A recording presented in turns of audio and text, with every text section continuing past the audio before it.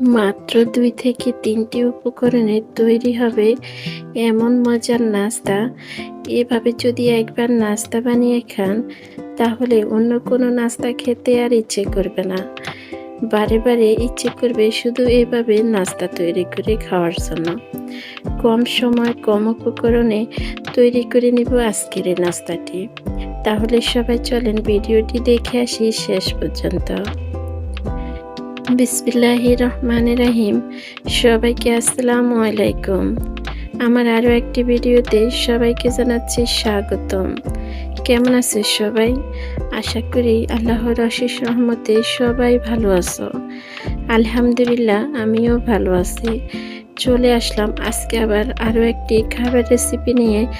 আশা করি প্রতিদিনের মতোই আজকের রেসিপিটিও সবার কাছে ভালো লাগবে। আজকের রেসিপিতে আমার প্রথম উপকরণ লাগবে ডিম। প্রথমে আমি একটি বাটির মধ্যে নিয়ে নিলাম ২টি ডিম। ২টি ডিম ভেঙে এবার ২টি ডিম থেকে আমি কুসুমটা আলাদা করে নিলাম। এবার কুসুমটা আলাদা করে একটি বাটির মধ্যে আমি সাদা অংশ নিয়ে এবার ডিমের এই সাদা অংশকে ফোম তৈরি করে নিতে হবে। আমরা যেভাবে কেক তৈরি করি ঠিক একইভাবে কেকের মতো করে এই ডিমের ফোমগুলা তৈরি করে নিতে হবে। আপনারা চাইলে হ্যান্ড উইচ দিয়েও এই কাজটা করতে পারেন বা ব্লেন্ডারে ডিমের সাদা অংশটা দিয়ে এভাবে ফোম তৈরি করে নিতে পারেন। আমি কিছুটা ফোম তৈরি করে ডিমের সাদা অংশটাকে এভাবে রেখে দিলাম। এবার চলে আসলাম কুসুমে। ফোমটা আমি পরে তৈরি করে নিব। এবার যে কুসুমটা আমি এভাবে নিলাম, কুসুমের মধ্যে দিয়ে দিলাম ১ চামচ চিনি আর সামান্য পরিমাণ লবণ। চিনি আর লবণ দিয়ে আবারও ভালো করে মিশিয়ে নিলাম। সামান্য পরিমাণ বেকিং পাউডার দিয়ে দিলাম। এবার দিয়ে দিলাম ২ চামচের মতো দুধ।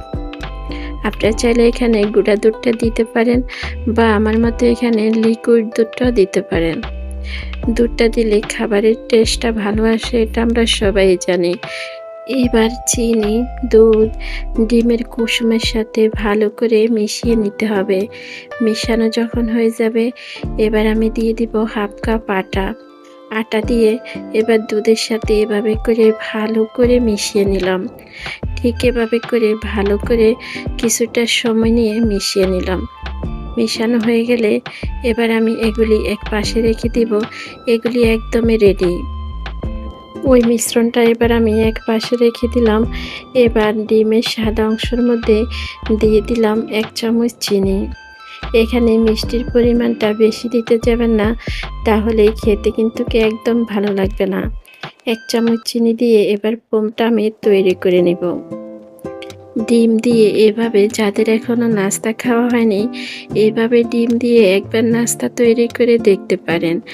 সবাই কিন্তু অনেক পছন্দ করবে। এই নাস্তাগুলো বাচ্চাদের টিফিনে দিতে পারেন, সকালে সবার জন্য নাস্তা তৈরি করতে পারেন।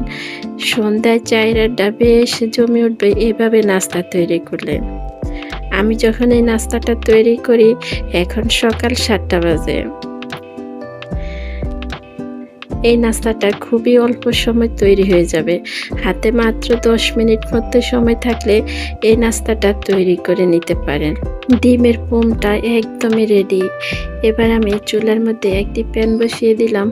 প্যানের মধ্যে দিয়ে দিব ১ চামচের মতো তেল। তেলটা এবার ভালো করে গরম করে নেব। তেল ভালো করে গরম করে চুলার আঁচটাকে একটু কমিয়ে দিব। চুলার আঁচটা কমিয়ে দিয়ে প্রথমে আমি ডিমের কুসুমটা যে রেডি করলাম, এবার আমি ডিমের কুসুমটা আবারও চামচ দিয়ে ভালো করে মিশিয়ে নিলাম। ঠিক এভাবে করে আটা আর ডিমের এই কুসুমের মিশ্রণটা ভালো করে মিশিয়ে নিলাম। মিশানো যখন হয়ে যাবে এবার আমি মিশ্রণটা সে প্যানের মধ্যে দিয়ে দিব। দিয়ে আমি চুলার আঁচটা কমিয়ে দিয়ে অপেক্ষা করব ২ থেকে ৩ মিনিট পর্যন্ত। আমার ভিডিওটা দেখতে দেখতে এটুক পর্যন্ত তোমরা কে কে আমার সঙ্গে এসেছো? তোমরা যারা এসেছো একটি লাইক দিতে ভুলে গেছো, একটি লাইক দিয়ে দাও। আর এরকম নিত্য নতুন সহজ সহজ খাবার রেসিপি পেতে এখনও আমার চ্যানেলটা যারা সাবস্ক্রাইব করোনি, আমার চ্যানেলটা সাবস্ক্রাইব করে দিয়ে রাখতে পারো। আমি যখন যে ভিডিও ছাড়বো তোমাদের কাছে নোটিফিকেশন চলে যাবে, সময় সুযোগ বুঝে আমার ভিডিওগুলো দেখে নিতে পারো। আর তোমরা যারা এই কাজটা করেছো তোমাদেরকে জানাচ্ছি অসংখ্য অসংখ্য ধন্যবাদ। 2 থেকে 3 মিনিট পর্যন্ত অপেক্ষা করার পরে আমার নাস্তাটা কিন্তু এক পাশ হয়ে গেছে। এবার আমি একটি হাতার সাহায্যে উল্টিয়ে দিলাম। উল্টিয়ে দিয়ে যে পাশটা আমি উল্টিয়ে দিলাম ওই পাশে এবার আমি ডিমের পোমটা দিয়ে দেব। ঠিক এভাবে করে ডিমের পোমটা দিয়ে এবার একটি হাতার সাহায্যে পুরাটা পোম এভাবে ছড়িয়ে দিব। একদম ঠিক এভাবে করে খুব সুন্দরভাবে পোমটা ছড়িয়ে দিব।